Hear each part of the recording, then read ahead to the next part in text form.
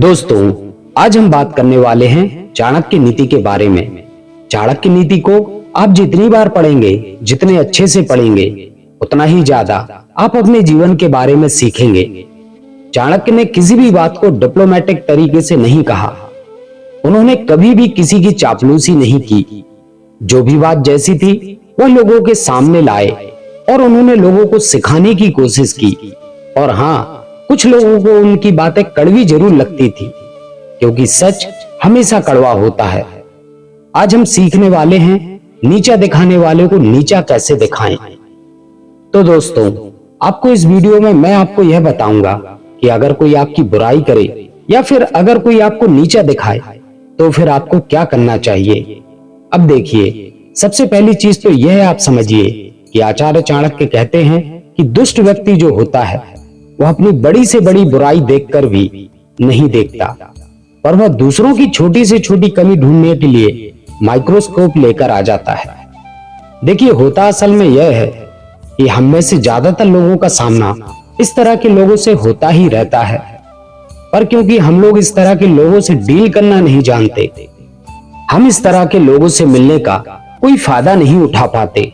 हमेशा केवल और केवल नुकसान ही उठाना पड़ता है। और इसलिए इस चीज को सीखना बहुत ही ज्यादा जरूरी हो जाता है कि वह लोग जो हमारी बुराई करते हैं या जो हमें नीचा दिखाते हैं, उनसे किस तरह से डील करना चाहिए। तो मित्रों, वीडियो शुरू करने से पहले जो मित्र हमारे चैनल पर नए हैं और जिन्होंने अभी तक चैनल को सब्सक्राइब नहीं किया है, उनसे विशेष अनुरोध है कि चैनल को सब्सक्राइब जरूर करें और बेल आइकन प्रेस करके ऑल करें, ताकि आगे आने वाली वीडियोस की नोटिफिकेशन आपको सबसे पहले मिले। तो चलिए, आपका ज्यादा समय न लेते हुए वीडियो शुरू करते हैं। सबसे पहला स्टेप, जब कभी भी कोई आपकी बुराई करे तो कभी भी आपको अपना बचाव करना चाहिए या नहीं। उस कमी की या फिर उस बुराई के होने की चाहे कितनी भी बड़ी जायज वजह हो या कितना भी वैलिड रीजन क्यों ना हो, बोलना नहीं चाहिए, चुप ही रहना चाहिए। दूसरा स्टेप, सामने वाला जब आपकी बुराई करे और वह बुराई चाहे कितनी भी गलत क्यों ना हो और आप चाहे उसको उसी वक्त कुचल कर रख देने की क्षमता क्यों ना रखते हो, पलटकर जवाब नहीं देना चाहिए, चुपचाप सुनते रहना चाहिए। तीसरा स्टेप, सामने वाला जब आपकी बुराई करे तो आप उससे उसका कारण जरूर पूछिए। यानी सामने वाले ने जब आपकी बुराई की तो आप उससे यह बात जरूर पूछिए कि मेरी किन बातों से या किन वजहों से आपको ऐसा लगा कि मेरे अंदर यह कमी या बुराइयां हैं। अब आ जाइए चौथे स्टेप पर। अगर सामने वाला आपको कारण बता दे तो फिर अब आप उससे उसका निवारण भी पूछिए। यानी सामने वाले ने जो बुराइयां बताई हैं और वो वजह जिसकी वजह से उसको लगता है कि आप में यह बुराइयां हैं, अब आप उससे यह भी पूछिए कि मैं इन बुराइयों को किस तरह से दूर कर सकता हूं।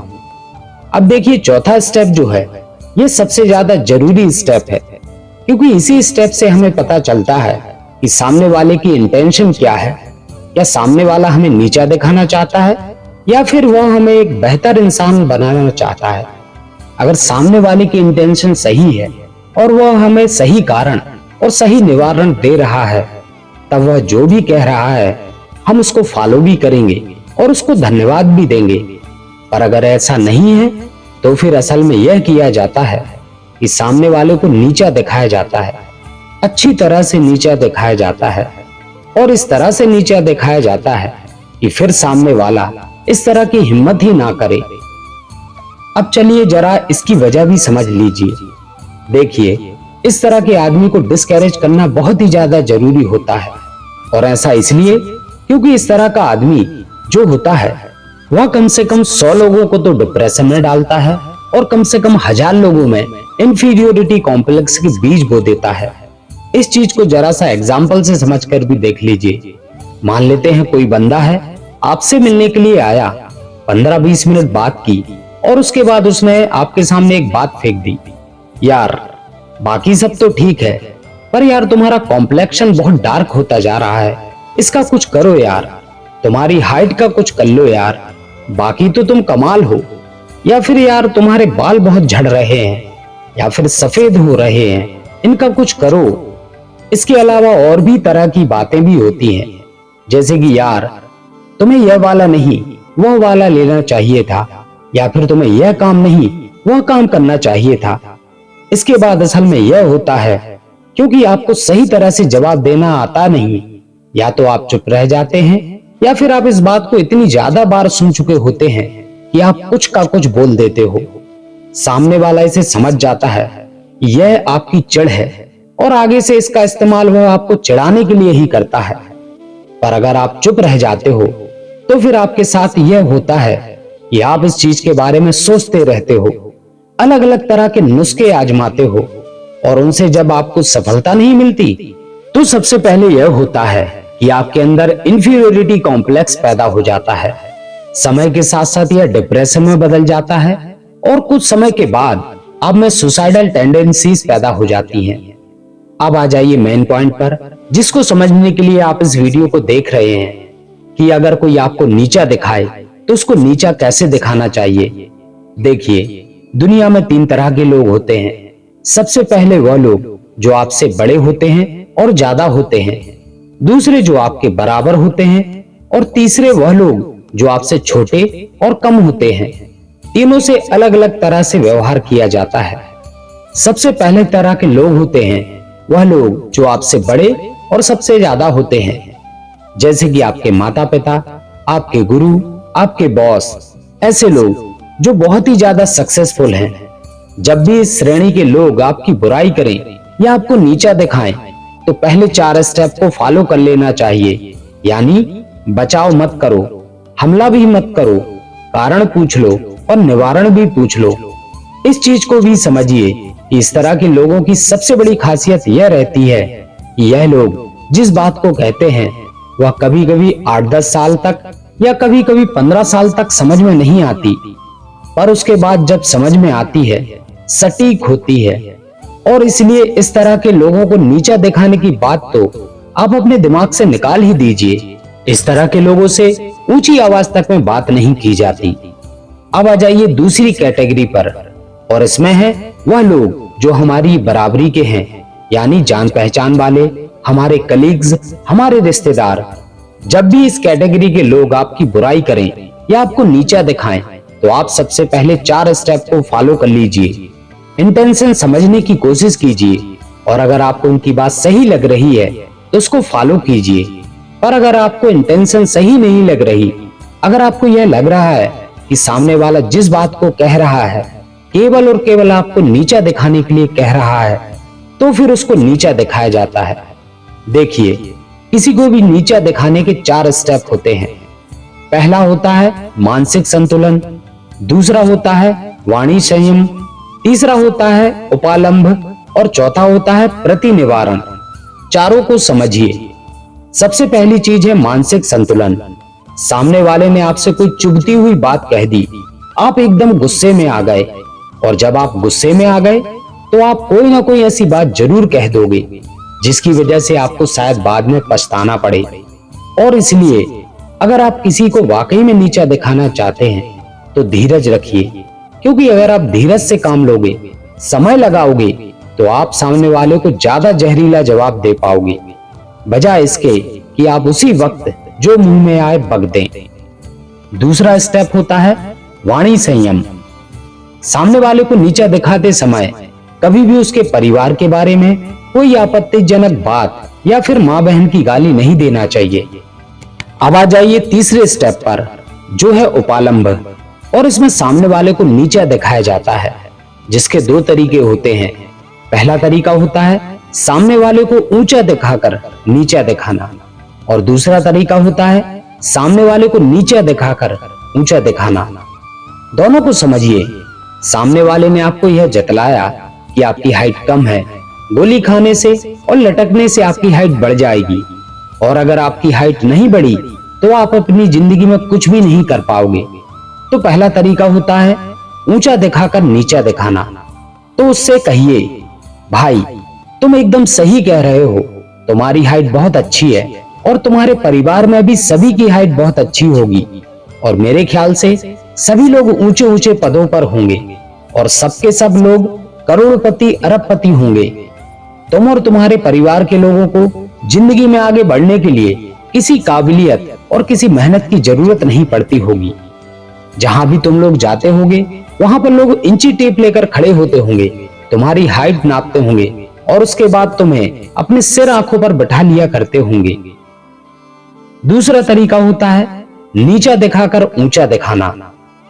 उससे यह कहिए, भाई तुम एकदम सही कह रहे हो और तुम्हारी यही बात मुझे सबसे अच्छी लगती है कि तुम पूरे विश्व को ही अपना परिवार मानते हो, एकदम वसुधैव कुटुंबकम मानकर चलते हो।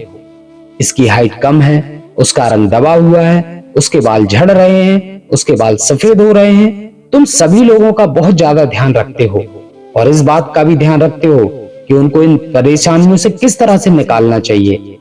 पर भाई इतनी मेहनत और इतनी रिसर्च तुम अपने आप को बेहतर बनाने में लगा दो तो ज्यादा कुछ नहीं, कम से कम स्वामी विवेकानंद जितने ज्ञानी तो हो ही जाओगे। चौथा और आखिरी तरीका होता है प्रति निवारण। इसमें सामने वाले ने जो निवारण दिया हुआ है उसको काट दिया जाता है। यानी अगर ऐसा करने से वाकई वैसा होता है तो तुमने खुद ने ऐसा क्यों नहीं कर लिया। अब आ जाइए तीसरी तरह के लोगों पर, वो लोग जो आपसे छोटे और कम होते हैं। सवाल उठता है कि ऐसा हो भी कैसे सकता है कि कोई बंदा जो आपसे छोटा है या कम है वह आपको नीचा दिखाने की कोशिश करे। देखिए होता असल में यह है कि ज्यादातर लोग अपनी जिंदगी में कुछ वर्थवाइल अचीव नहीं कर पाते, जिसकी वजह से उनमें सेंस ऑफ फुलफिलमेंट नहीं हो पाता। तो इस तरह के लोग ऐसा करते हैं कि इस सेंस ऑफ फुलफिलमेंट को अचीव करने के लिए दूसरों को नीचा दिखाते हैं। और आप इस चीज को ऐसे समझकर देख लीजिए कि यह लोग जिस चीज में आपकी बुराई कर रहे हैं या कमी निकाल रहे हैं, अगर आप इस चीज में बहुत अच्छे हो जाएं, अगर कोई आपसे कहता है कि आप मोटे हैं, आपको एक्सरसाइज करना चाहिए, और साल भर के अंदर अगर आप टाइगर श्रॉफ जैसी बॉडी बनाकर खड़े हो जाएं, तो आप देख लीजिए कि इनका व्यवहार जो है और भी ज्यादा खराब हो जाएगा। और इस तरह के लोगों के साथ असल में यह किया जाता है कि पहला, दूसरा, तीसरा और चौथा स्टेप फॉलो करने के बाद अति प्रश्न किए जाते हैं। 5 बार व्हाई पूछिए, 5 बार हाउ, और दूध का दूध पानी का पानी हो जाता है। इस चीज को भी समझिए कि भले ही चाहे आप सामने वाले को 2 मिनट में उसकी औकात दिखा सकते हो, फिर भी सामने वाले को कभी भी उसकी औकात नहीं दिखाना चाहिए, केवल आईना दिखाकर चुप हो जाना चाहिए। इस चीज को भी समझिए कि ये अति प्रश्न की जो टेक्निक होती है, यानी कि 5 बार व्हाई पूछिए और 5 बार हाउ पूछिए, इससे छान कर जब कोई बात कही जाती है तो वह बात उस तरह की होती है जिसकी कोई काट नहीं होती। और इसीलिए जितने भी वीडियो मैं बनाता हूँ इसी तकनीक का इस्तेमाल करके बनाता हूँ। चलिए एक चीज और बता देता हूँ। देखिए, किसी की बुराई करने से पहले या कमियां निकालने से पहले आप सबसे पहले अपने आप से 2 सवाल पूछिए। पहला सवाल यह, क्या मुझ में खुद में यह कमियां हैं? और दूसरा सवाल यह कि सामने वाले ने जो बुराइयां या कमियां बताई हैं, इससे मुझे क्या नुकसान हो रहा है। देखिए, एज अ फील्ड वर्कर मैंने काफी लंबे समय तक काम किया है और मेरे जो सबऑर्डिनेट थे, मैं उनको उनकी कमियां बताता था, कारण भी बताता था और निवारण भी बताता था।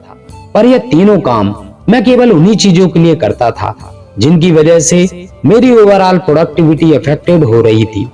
इसके अलावा मैंने उनकी किसी भी कमी और किसी भी बुराई से कभी कोई मतलब नहीं रखा। भाई तुम जानो तुम्हारा काम जाने, तुम्हारी जिंदगी है, जैसे जीना चाहो वैसे जियो।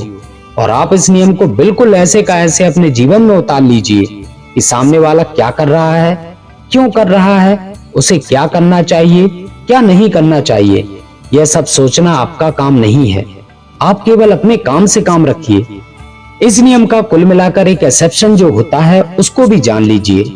देखिए, माता पिता, भाई बहन, पत्नी, संतान और मित्र, इन 7 लोगों में अगर कोई कमी है, कोई बुराई है, अगर यह लोग कोई गलती करें बिना इस बात की चिंता किए हुए कि इनको अच्छा लगेगा या बुरा लगेगा, इनको उनकी कमियां, बुराइयां और गलतियां बताते रहना चाहिए। इस चीज को भी समझिए कि जब भी इन लोगों से उनकी कमियां बताई जाती हैं तो कभी भी सेकंड पर्सन सिंगुलर का इस्तेमाल नहीं किया जाता, हमेशा फर्स्ट पर्सन प्लूरल का इस्तेमाल किया जाता है।